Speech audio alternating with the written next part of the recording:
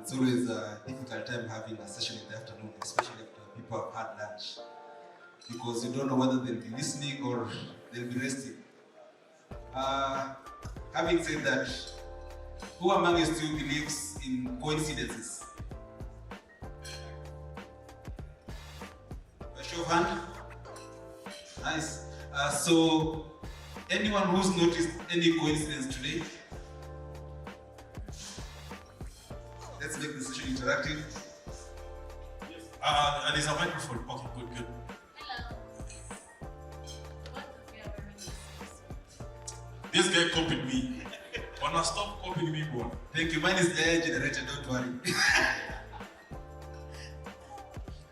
Okay, so without wasting much time, before I get even into my presentation, I would like to give us a very short story, okay? The story is titled, The Boy Who Waited for Justice. So, over 20 years ago, a young boy somewhere in Kakamega lost his father. And listen to me, good people. It was not to any illness, not to an accident, but to a brutal murder. Okay? So this boy was left struggling with the family. The sad bit is the people who murdered the father were well known to him, well known to the family, and well known to the community. The perpetrators were arrested, but in less than 1 month, they were out, back in the society, and as if nothing happened. This boy had to live with the trauma of meeting the same people on his way to school and on his way back home. Keeping in mind he had lost a father. And I want to engage the audience at this point. If you are that boy, what would you have done? Anyone? People who murdered your father, still, you meet them every day on your way to school and every day on your way back home. I will stall them. Exactly. But what this boy did was, he just lived with hope that one day he'll get justice for the father. How and when, that remained a mystery. But fast forward, this boy pursued law, got his degree in law, and like any other law student or lawyer in Kenya, he had to go through what you call advocacy training program at the Kenya School of Law. It's an intensive program that includes classwork and an internship called pupillage. So this boy got lucky to get a pupillage, or rather internship maybe for people who might not be from the legal field at Makadara Law Courts. While there, he realized there are many people who suffer the same fate like the father. In this case, I mean, people who could not access justice, people who could not navigate the justice system, but they needed help. People who were left in a system that they didn't understand. People in court who could not argue with a prosecutor or any other lawyer. People who could not draft basic documents like submissions. And it's at that point an idea was born. He went back home and he was like, for how long will this happen? And he was like, in this digital era, in this AI era, why can't we leverage technology to help these inmates who cannot afford legal representation or lack legal knowledge? Ladies and gentlemen, that boy who lost the father is none other than the man presenting before you this hour. And that is when this initiative called AI Magerezani was born. So what is AI Magerezani?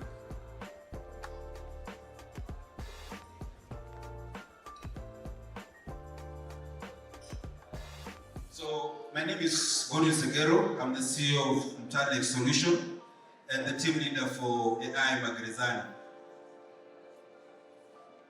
So AI Magerezani is a Swahili word for AI in prison.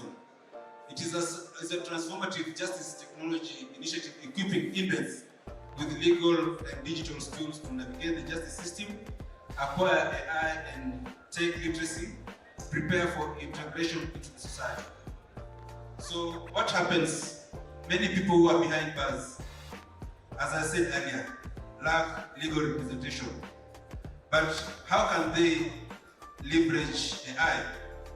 So MtaaLex Solutions, in partnership with the Kenyan Prisons Department, are spearheading this initiative where we go to prisons, training them on how they can leverage AI to at least carry out the legal research, legal drafting, and learn how they can represent themselves.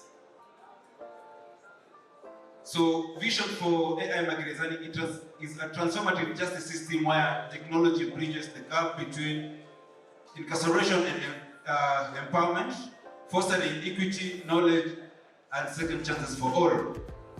So we do this because we understand not everyone who's behind bars is guilty, as is purported. But what happens? The system is so brutal. Unfortunately, being a lawyer by profession, when you go to court, you cannot tell the judge or the magistrate that Mungu moja or Simidio Nakshu. You get the point? So it's what evidence you adduce and how you prove it. That's what matters. Now you can imagine you as a lay person, someone who doesn't understand anything about law, before a magistrate and a lawyer being asked or being questioned. For those who, how many of you watched the impeachment of the former deputy president, Rigathi Gachagua? How many of you remember the famous Mutuse? Do you remember what senior counsel Ongoya did to him? Mind you, Mutuse is a lawyer. What will happen to you as a lay person? You get? So you find many inmates responding to questions or asking questions that are self-incriminating. So you find yourself in a position where you're jailing yourself. But you see, unfortunately, the magistrate or any other judicial official's hands are tied because it's about what did you say, how did you say, and how did you prove it. That's all. Okay? So we're looking at how can we then help these people who lack this basic knowledge, these people who cannot be able to afford a lawyer. So we take AI to their doorsteps so that we can train them how to do what? How to leverage the same technology and do it. And then AI Magerezani is looked at it, we look at it from a 360 point of view. In the sense that what do we intend to achieve with AI Magerezani? First, we're looking at decongesting prisons. Second, we're looking at reducing backlogs in our courts. And third is, we are looking at empowering inmates beyond their term in prison, so that when they're coming back in the society, they are able to catch up with where the society is. Because sometimes there's something we call recidivism, and that simply means where someone has been in prison, they've been released, they find probably they cannot cope with the society as well it is, or because of stigmatization, they have not to commit another crime and go back to prison because they believe, they feel people in there understand them better than the people in the outside society. I don't know how many of you, this is just a simple question, how many of you know the difference between a remandee and a convict? By show of hands. Yes, thank you, sir. Thank you. So, convict already is convicted. Remandee already is like locked somewhere, awaiting the prosecution to be completed. Thank you very much. That's a good answer. Anyone with a different answer? Okay, so basically that's it. So there's something, I know many of you have heard of something called cash bail. So cash bail is a constitutional right. So you find probably you've been arrested, you're entitled to cash bail. But having worked in court for quite some time, there are sometimes someone is given a cash bill of 2,000 bob, but they cannot raise. What does the law provide? If you cannot raise cash bill, then you have to be locked in a remand pending trial. And given the kind of system, the justice system that we have right now, you can have a matter dragging even for 10 years, 3 years or so. So if you cannot raise cash bill, it means for as long as that matter is not concluded, you'll be behind bars. Now ask yourself, for that person who's behind bars, waiting their matter to be concluded, after 3 years, when they come out of that prison, what happens to them? How does the society look at them? Even though they've been acquitted, they've been found to be innocent. How does the society perceive them? Because if you are convicted, let's say, for robbery and violence or murder, and you've been, not convicted, I mean if you are charged with robbery and violence or murder, and you've been behind bars for all that while, by the time you're coming back to the society, the perception is you're guilty. You killed someone or you stole from someone, whatever that is. But what people don't understand is you are there because you could not raise cash bill, so you had to stay behind bars for all that time. Okay? So how does AI Magerezani come in that area? So we're looking at if you can empower with that knowledge, it means you'll be able to at least learn and represent yourself, which means the process will go a bit faster, so that people don't spend much time behind bars just because the system is not functional. Because, ladies and gentlemen, today, if you go to court today, and for whatever reason, your matter is adjourned that it can't be heard today, we look at justice access through AI. As I've just said, we can leverage this technology called artificial intelligence to help our brothers and sisters.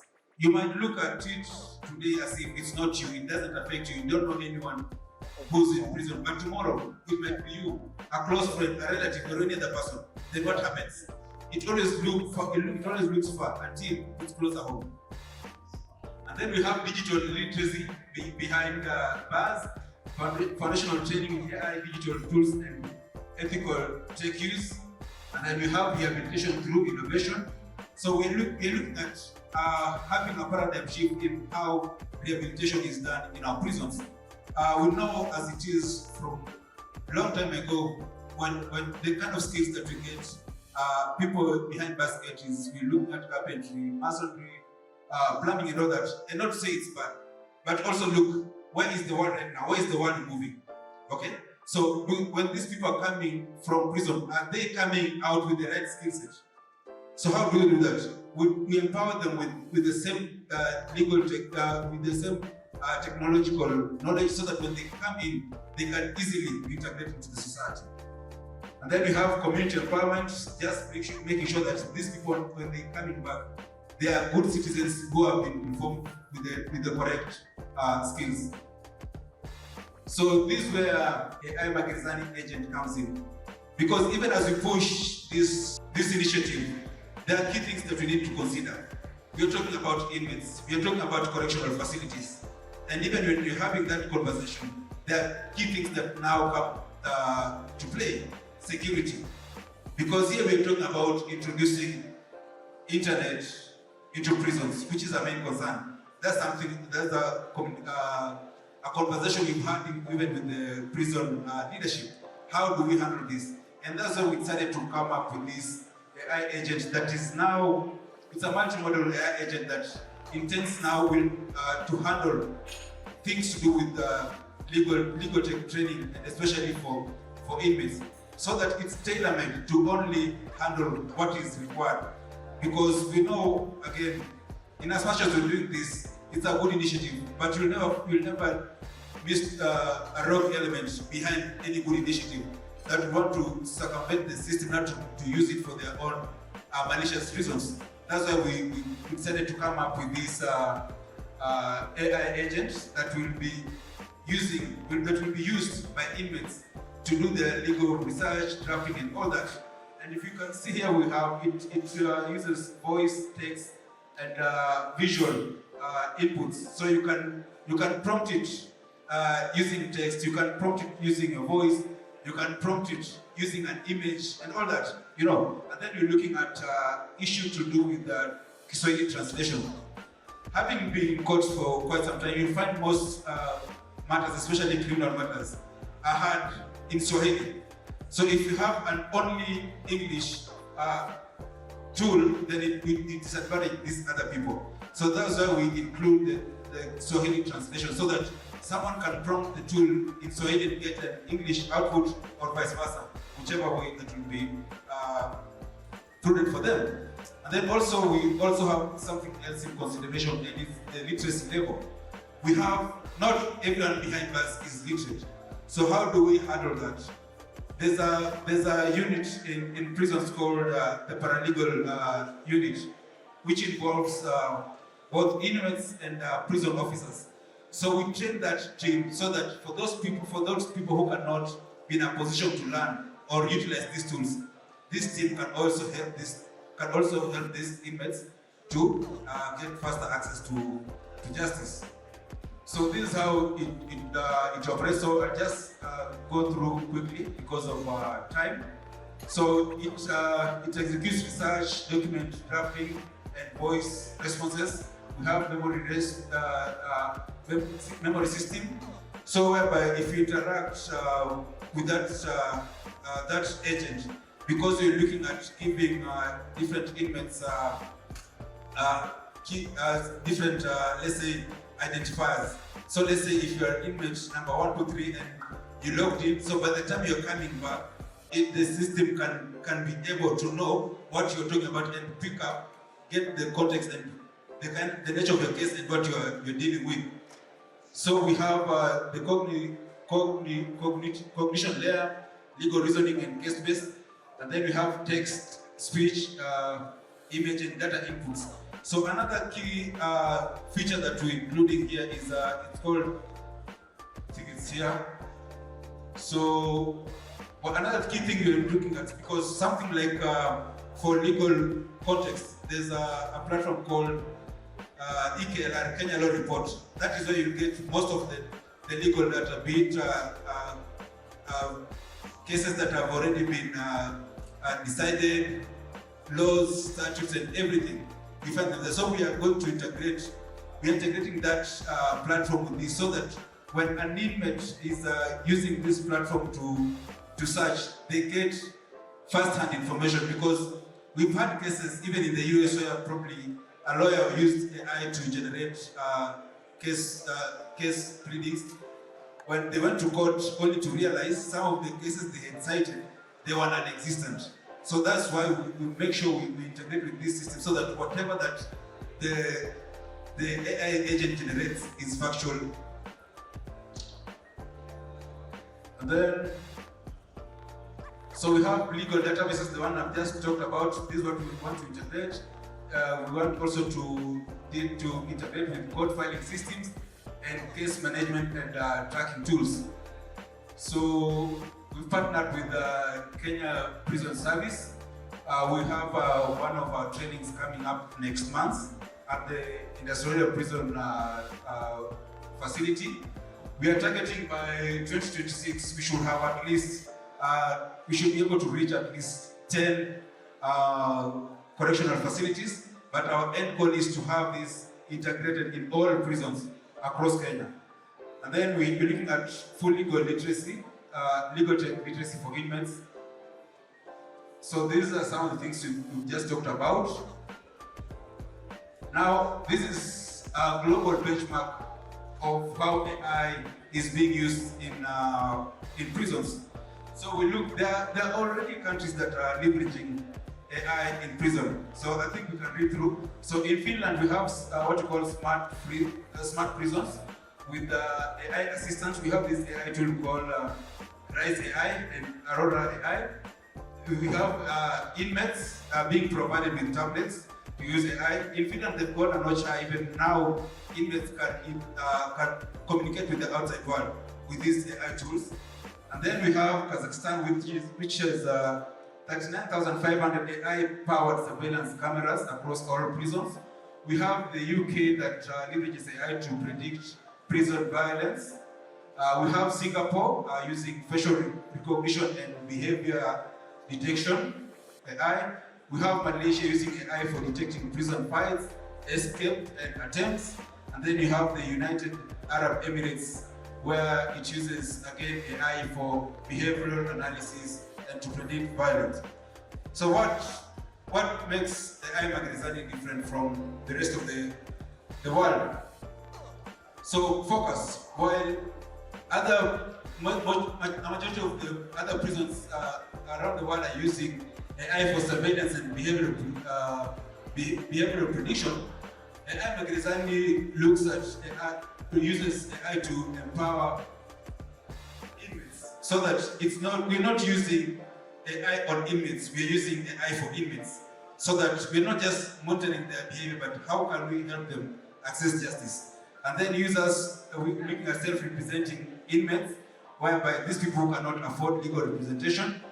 We look at, whereas in the other jurisdiction, they're using it for the general population, because if it's surveillance, it's being used for the entire prison population.